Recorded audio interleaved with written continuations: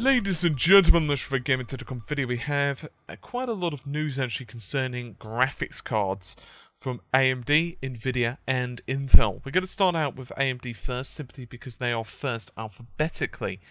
And the news from AMD concerns the R9 390X. It's rumoured to be released in the first half of 2015, and from all what we're hearing, it's going to be an absolute monster. And we've actually seen leaked images of the hybrid cooler that it's going to be using.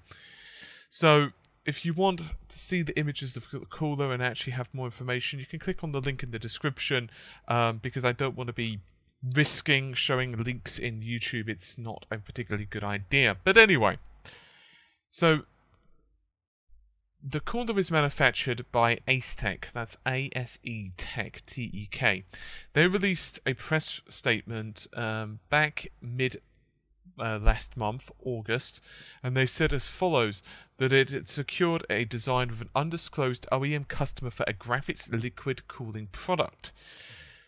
That, by the way, really works out, because just prior to this, they'd released other images of a liquid cooler for the R9 295X2. So that was after the X2's release.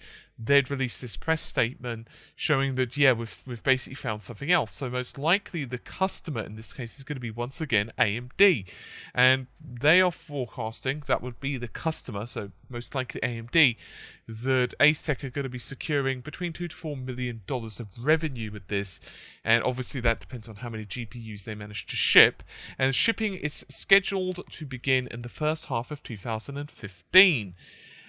So this will be a hybrid cooler from what we're looking at, and this would theoretically solve the problems of the R9 290X. The big problem with that was it's fairly noisy, and also could be thermal limited. There's another leak or release slide, I'm unsure which actually. It doesn't really matter for this purpose, and this is actually from Synapse. Now this shows that the next generation Fiji GPU from AMD is going to be 500 square mm, which is pretty large, and potential of 1 gigahertz plus. Obviously we don't know, for example, how many ROPs it's going to have, and you know, shaders and all that jazz, but I'm just reading what it says on the slide. It's a good possibility that this GPU is going to be pretty competitive with Maxwell. This is another reason that I've been kind of saying quite a bit, that we know that both companies are not resting on their laurels. So if you can wait, it might be a good opportunity to do so. So now we're going to move on to Intel, because Intel are also pushing, well, GPUs. You might recall, if you're a regular viewer, that yesterday I released a video saying that PC gaming had now shot to 711 million gamers using the PC platform. And Intel are like, well, you know what? You guys are the ones that are always supporting us. You are the ones that are going out and buying the high-end i5s and the high-end i7s, and, you know, you want power, damn it, so we're going to give you it. They announced at IDF, that would be Intel Developer Forum, that they have indeed made the move to DirectX 12 with its integrated GPUs. So it's going to have a full DX12 feature set. It's not going to be any of this half-assed, you know, level 11.1 or 11.2, which is what both, well, at least AMD and Nvidia do now. So if you look, for example, just for example, I have a 740 review, I can't remember who makes it, I think it's Palette. But anyway, it says at the back there, DirectX 12, but then has a little asterisk, and then a little bit by the side of it, it says feature set 11.2, I believe it is. In other words, it's not a full DirectX 12 feature set.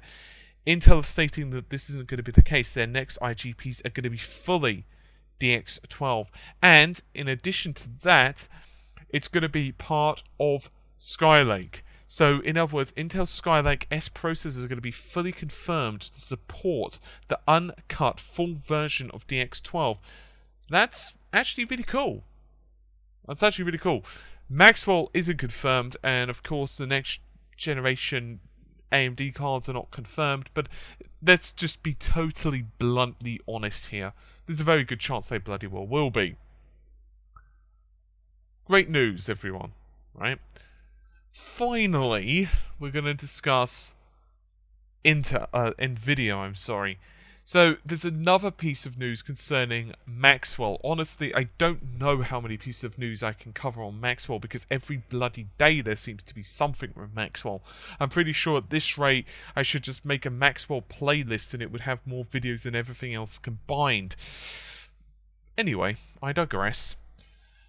This time, it concerns not the 970 or the 980, but the actual GTX 960. Supposedly, there's a website, a Japanese website, and I'm probably going to butcher this name horribly, but it's Hermitage Akahibara.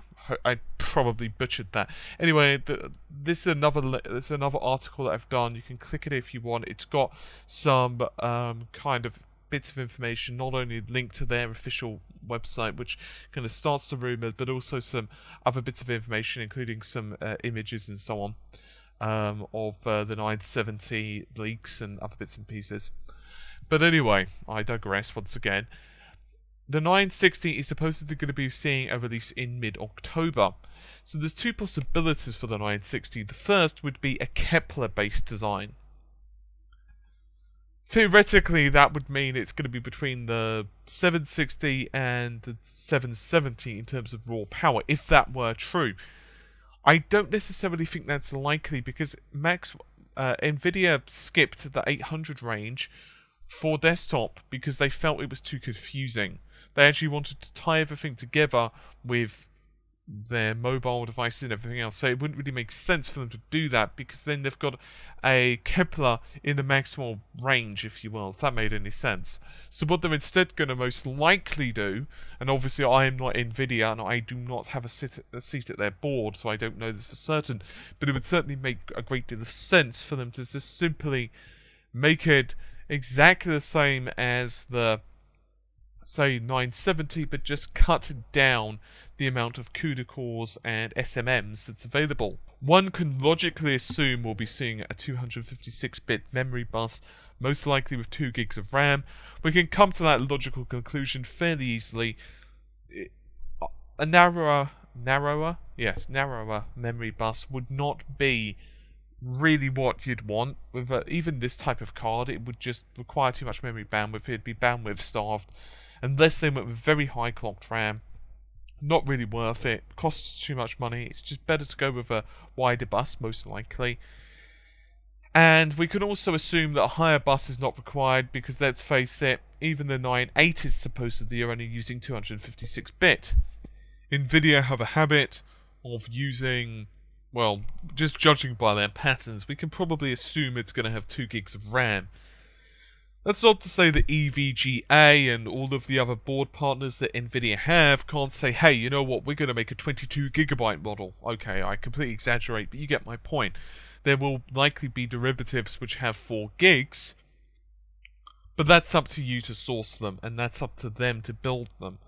It won't most likely be what Nvidia are kind of recommending. But why would you want to do that? Well, there are a couple of good reasons. Let's say that you notice that I'm just completely throwing numbers out there. There are no rumors, no leaks, or whatever. I'm just throwing numbers out there, just pure example numbers. But let's just assume that the 980 does indeed cost £400, or whatever it is in your currency. Let's assume that the 960, on the other hand, costs 180. So you could possibly get 2 of those, put them in SLI, especially if they scale really well, and you might get better performance for the same amount of cash. And that's certainly what some people did with the 760s or the 660s or whatever. It can be quite a nice way to do it. It's not necessarily what I'd recommend always, but if you're short on cash and you just need a GPU now, but you know you need a lot more GPU performance in the future, it can be a really good option. But I wouldn't recommend getting a 2GB. If you're targeting higher resolutions, 2GB in 6 months' time is likely going to pinch. In 12 months' time, it's probably going to be a right bastard. Simply because memory now on graphics cards is really becoming hungry. Yes, we can easily look at Watch Dogs, slap Ubisoft and say, no, that was inefficient coding. And to a degree, yes, they could probably have made it a bit better. However, honestly speaking, with the next generation consoles, as well as higher resolution displays, honestly, it doesn't really make sense to go with a less than like a 3 or 4 gigabyte card now if you're buying. Finally, although I've covered this in greater detail in the article, I'm going to quickly go, and that would be the 960 article that's linked in the description. I'll quickly go over the questions I've had regarding the whole revisions of the Maxwell. So, effectively, there will be 3 revisions of Maxwell. The first will be the one on release, which is the GM204A1. That's going to be 28 nm. Then, we're going to see the A2. It's not going to be a shrink. It's going to be just a refinement in the process. Don't know why. Most likely it's going to be something to do with stable clocks or better yields, whatever. Finally, we get the B1 revision. And that supposedly is going to be shrinking the process down to 20 nm. Is that going to happen? Well, possibly. No one's commenting, Nvidia won't comment, and the rumours have it that they will. Anyway, that's just about it for this particular video. Hopefully you've enjoyed it. I'll see you soon. Take care. Bye for now.